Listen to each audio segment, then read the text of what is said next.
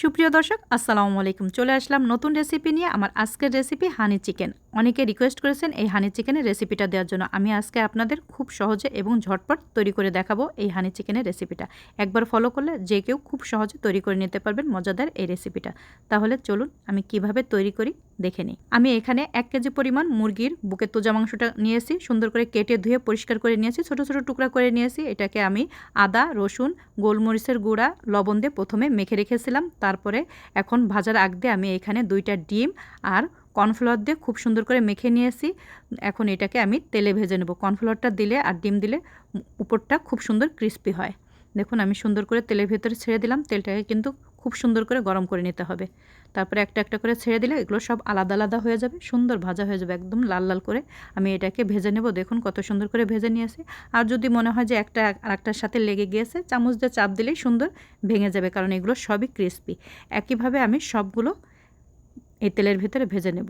দেখুন কত সুন্দর করে আমি সবগুলোকে ভেজে নিচ্ছি। এই হানি চিকেনের যে সসটা তৈরি করতে হয় সব আমি একত্রে মিশিয়ে রেখেছি। আমি একটা কড়াই বসিয়ে দিলাম, দিয়ে দিলাম কিছুটা বাটার, দিয়ে দেব কিছুটা রসুন কুচি। রসুন কুচিটা দিয়ে খুব সুন্দর করে নেড়েচেড়ে আমি যে সসটা একত্রে মিশিয়ে রেখেছি সেই সসটা এখানে দিয়ে দেবো।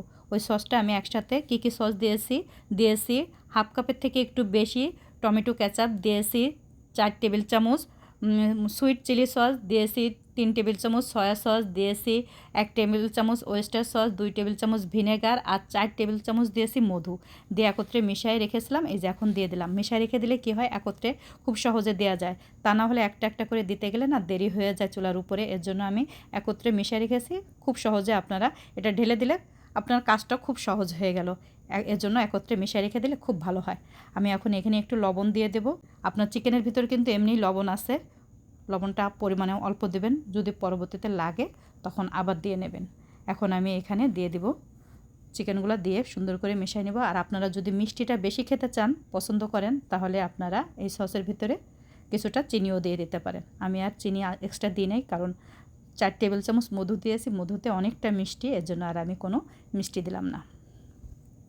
দেখুন কত সুন্দর লাগতেছে। আর এইখানকার টমেটো কেচাপ চিলি সসটা না অনেক কালারফুল থাকে। দেখুন কত সুন্দর হয়েছে, কালারটা খুব সুন্দর হয় কালারটা। আর উপরেরটা তো একদম ক্রিস্পি থাকে, খেতে খুবই ভালো লাগে। আমরা তো বাইরে অনেক টাকা দিয়েই হানি চিকেনটা কিনে খাই। আপনি একবার যদি ঘরে তৈরি করেন তাহলে কিন্তু আর বাইরে যাবেনই না, রেস্টুরেন্টে যাবেনই না। আর রেস্টুরেন্টের খাবারের থেকে ঘরে তৈরি করা খাবার তো অনেক স্বাস্থ্যসম্মত হয়, খুবই ভালো লাগে, বাচ্চাদেরও খুব ভালো হয়। আমি উপর দিয়ে একটু পেঁয়াজের পাতা দিয়ে দিলাম, আমার বাগানের এই পেঁয়াজের পাতা সুন্দর করে দিয়ে দিলাম। দিয়ে আর একটু নেড়ে চেড়ে নেব। নেড়ে চেড়ে নিয়ে এটাকে আমি নামিয়ে নেব। নামিয়ে নিয়ে আপনারা সুন্দর করে গরম গরম পরিবেশন করবেন। আমি উপর দিয়ে আবার একটু পেঁয়াজের পাতা দিয়ে দিলাম। এখানে একটু পেঁয়াজের পাতা বা সাদা তিল ছিটাই দিলে দেখতে অনেক সুন্দর লাগে। দেখুন কত সুন্দর লাগতেছে। সাদা তিলটা আমার কাছে নেই, এর জন্য আর দিতে পারিনি, শুধু পেঁয়াজের পাতাটা দিলাম। কেমন হলো আমার এই রেসিপিটা অবশ্যই জানাবেন। যদি আপনাদের কাছে ভালো লাগে তাহলে লাইক, কমেন্ট, শেয়ার করবেন। আজকে এই পর্যন্ত, ফিরে আসব নতুন কোনো অনেক রেসিপি নিয়ে। ভালো থাকবেন। আল্লাহ হাফেজ। আসসালামু আলাইকুম।